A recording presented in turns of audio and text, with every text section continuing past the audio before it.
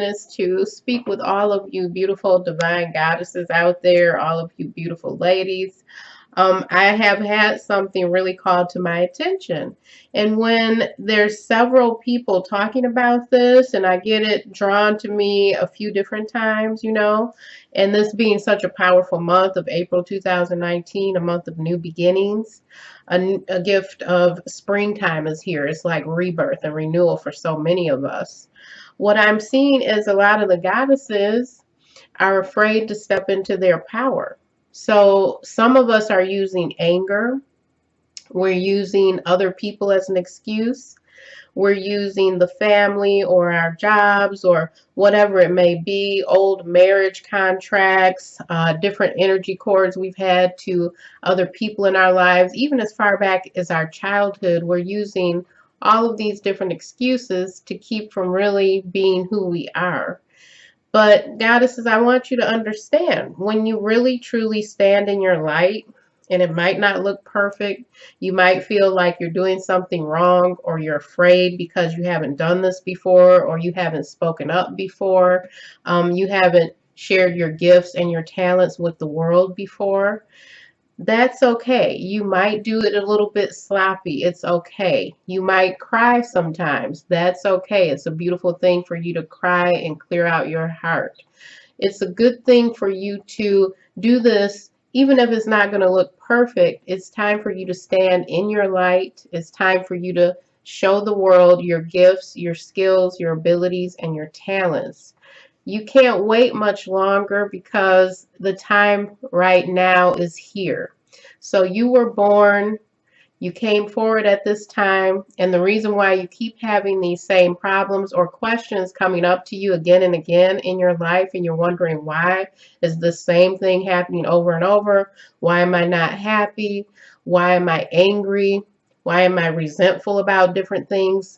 Why do I feel like I can't be free and spread my wings? It's because you're sabotaging it. You're afraid, but that's okay. You can get rid of those blocks and barriers, okay?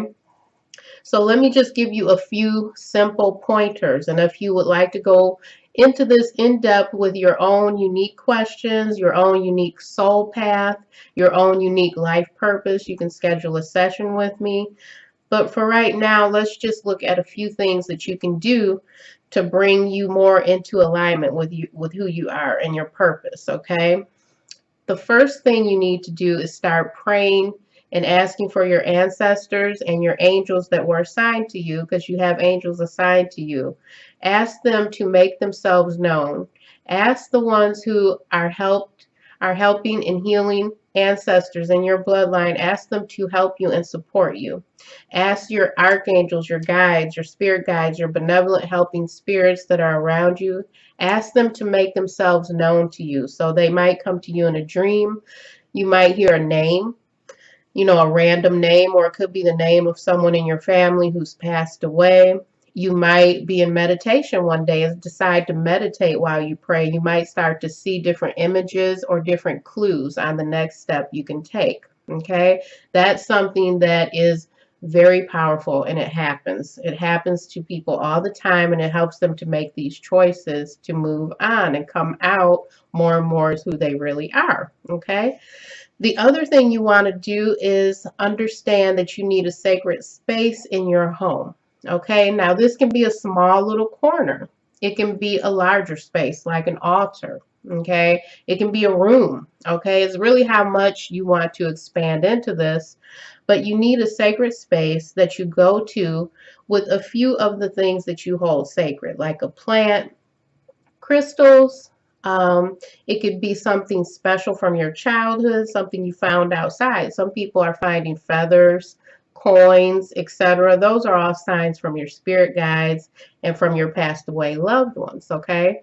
So you want to set this space up. Maybe put a candle there. Maybe put some other things there that are very important to you, okay? And you want to start using this space every morning, every evening.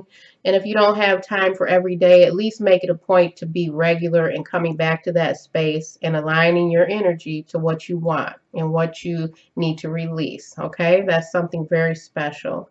Another thing to do is to actually go deeper within yourself and ask, like, ask yourself, ask your higher self, what is it that I'm really, really so afraid of? Okay. So after you ask this, just wait, keep yourself open and listen for and start to feel and resonate with what the true fear is. Because usually when you look at something, it becomes a lot more uh, it becomes a lot more acceptable to work with it and understand, instead of going to a fear state right away and feeling like it's something so huge and overwhelming. If you start to look at it and ask your higher self, what is the big deal about this?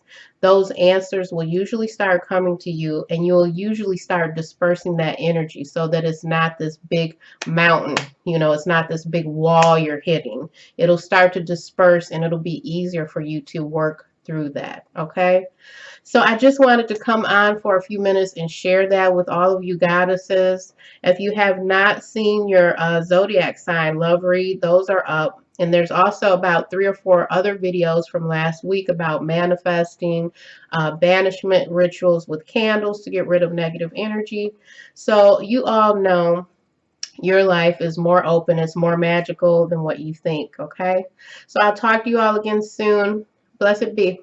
Bye bye.